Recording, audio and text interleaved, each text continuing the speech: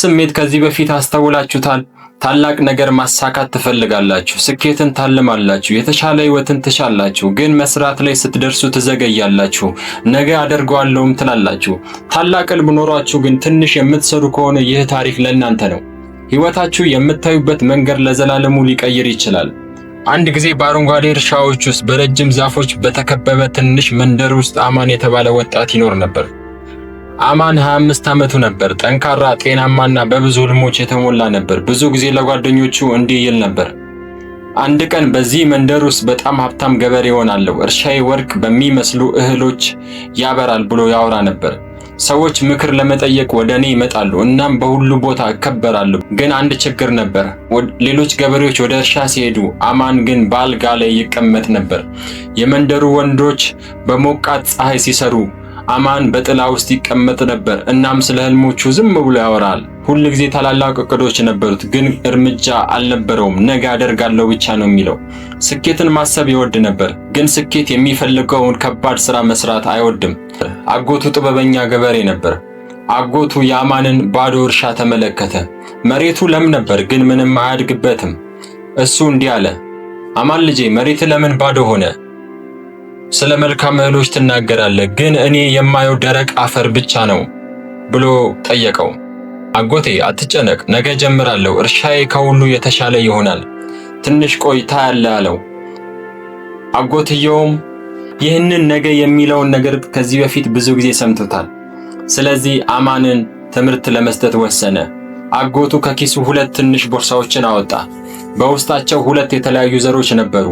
ለአማንም ሰጣቸው፣ እንዲህም አለ፣ እነዚህ የተለመዱ ዘሮች አይደሉም። እነዚህ አስደናቂ ዘሮች ናቸው። የመጀመሪያው የትጋት ዘር ነው። ከተከልከውና በየቀኑ ውሃ ካጠጣኸው ፍሬ የሚሰጥ፣ ጥላ የሚሰጥና ሀብት የሚያመጣ ዛፍ ነው። ሁለተኛው የስንፍና ዘር ነው።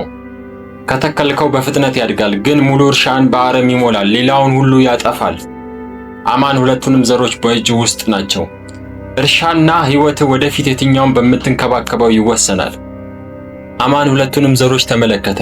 አንዱ የትጋት፣ አንዱ የስንፍና። እንዲህም ብሎ አሰበ፣ በእርግጥ የትጋት ዘሩን እተክላለሁ፣ ነገ እተክለዋለሁም አለ። ቀናት አለፉ። በመጨረሻም ከመሰላቸት የተነሳ ሁለቱንም ዘሮች አንድ ላይ ተከለ። ራሱም እንዲህ አለ፣ ምን እንደሚሆን እስቲ እኔ ዛሬ ባልንከባከባቸው በኋላ ልንከባከባቸው እችላለሁ ብሎ አሰበ። ሳምንታትም አለፉ። አማን ስለ ዘሮቹ ሙሉ ለሙሉ ረሳ። ቀኖቹንም በመተኛት እና ስኬትን በማለም ያሳልፍ ነበር። ከዚያ አንድ ቀን ወደ እርሻው ሄደ። በጣም ተደነቀ። የስንፍና ዘር በፍጥነት አድጎ ነበር።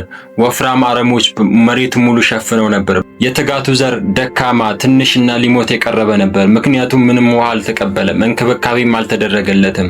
የአማን ህልም ወደ አስፈሪ ሁኔታ እየተቀየረ ነበር። አጎቱ ተመልሶ እርሻውን አየ። መሬትን ተመልከት፣ ይህ ህይወት ነው። ትጋት እንደ ትንሽ ዘር ነው። እንክብካቤ፣ ጥረት፣ የዕለት ተዕለት ክትትል ያስፈልገዋል። ካልሰራህበት ይሞታል። ግን ስንፍና በራሱ ያድጋል፣ በፍጥነት ይስፋፋል፣ በየመንገዱ ያለውን ሁሉ ያጠፋል። ልጄ፣ ታላቅ ሰው መሆን ከፈለክ ስንፍናን ከፊት አስቀድመ መጣል አለብህ።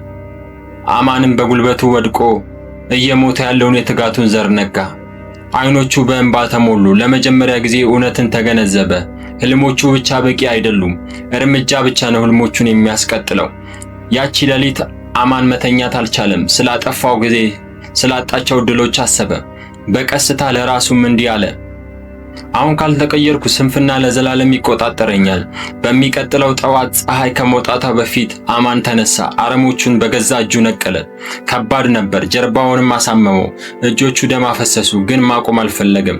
የትጋቱን ዘር ውሃ አጠጣው። በየቀኑ እንክብካቤ ማደረገለት። ቀስ በቀስ ዘሩ ጠንካራ ተክል ሆነ። ከዓመታት በኋላ ፍሬ የሚሰጥ፣ ጥላ የሚሰጥ፣ ሀብት የሚያመጣ ታላቅ ዛፍ ሆነ። አማንም ተቀየረ። ከእንግዲህ በኋላ ሰነፍ አልነበረም። በመንደሩ ውስጥም ስንፍናን ተዋግቶ ያሸነፈ ገበሬ ተብሎ ታወቀ። የአማን ታሪክ ስለ እርሻ ብቻ አይደለም፣ ስለ ህይወት ነው። እያንዳንዳችን በውስጣችን 2 ዘሮች አሉ። አንዱ ትጋት ነው፣ አንዱ ስንፍና ነው። ትጋት የሚያድቀው በየቀኑ በጥረት በትኩረትና በእርምጃ ሲመገብ ብቻ ነው። ስንፍና ግን በራሱ ያድጋል። ነገ አትጠብቁ፣ ዛሬ ጀምሩ። የስንፍናን አረም ንቀሉ፣ ምክንያቱም በቆያችሁ መጠን ህልማችሁ ይሞታል። መትጋታችሁን ቀጥሉ። ይህ ታሪክ ከወደዳችሁና ጠቃሚ ሆኖ ከተሰማችሁ ይህን ቪዲዮ ላይክ ማድረጋችሁን አትርሱ።